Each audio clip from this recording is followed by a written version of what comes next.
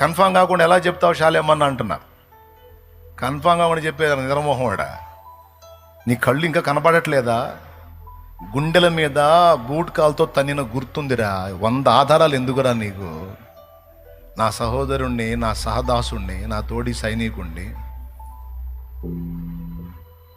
రక్తంతో తడిసినటువంటి బూట్ కాలది, రక్తంతో తడిసింది అది. దాంతో కొట్టారు.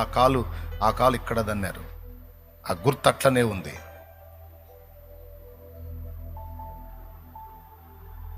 అరే ఎన్ని బైక్ యాక్సిడెంట్లు చూడలేదు? అంత హైట్ నుంచి కిందకి పడ్డాడని ఇంత సేటు చెప్తున్నారు కదా. బైక్ ఒక దగ్గర పడితే మనిషి ఒక దగ్గర పడతాడు, అంతేగాని మనిషి మొత్తం పోయి కావాలని దాన్ని పైకి లేపుకొని దాని కిందకి జొరబడి పండుకున్నట్టుగా తన మీద బైకును పండుకోబెట్టుకున్నట్టుగా చనిపోతాడా? ఆ ఫోటో చూసినోడికి ఎవడికైనా, మైండ్ సరిగా పనిచేసినోడికి ఎవడికైనా అర్థమైపోయింది.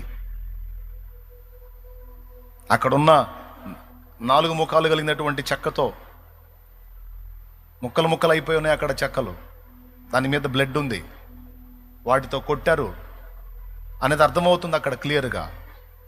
ఇంకేం కావాలి ఆధారం? పైనుంచి కింద పడ్డాడని చూపించారు. పడ్డప్పుడు దాని కిందకి ఎలా మనిషి పూర్తిగా ప్యాక్ అవుతాడు? బైక్ కింద సైలెన్సర్ గాలి లోపల వాతబడింది అన్నారు. మరి పైన ఫ్యాంట్ కాలకుండా లోపల వాత ఎట్లా? రాడ్తో కొట్టింది అది. రాడ్తోనో కట్టెతోనో కొట్టారు, బలమైన దెబ్బ తొడ మీద.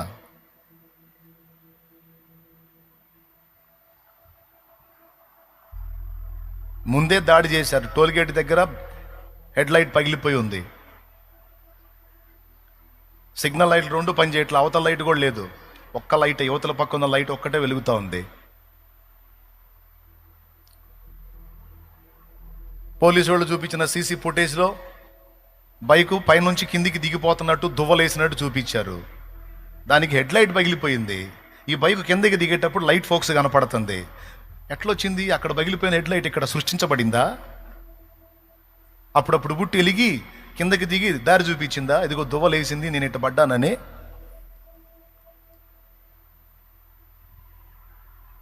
అర్థం కావట్లేదా క్లియర్గా? ఎట్లా చెప్తారంటే ఖచ్చితంగా అర్థమైపోయింది.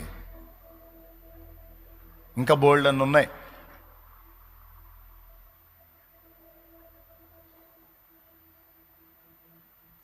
వార్నింగ్ ఇచ్చిన వాళ్ళు ఏమని వార్నింగ్ ఇచ్చారు? నీ పెదాలను చీలుస్తాం, నీ నాలుగు కోసం అట్లా చేస్తే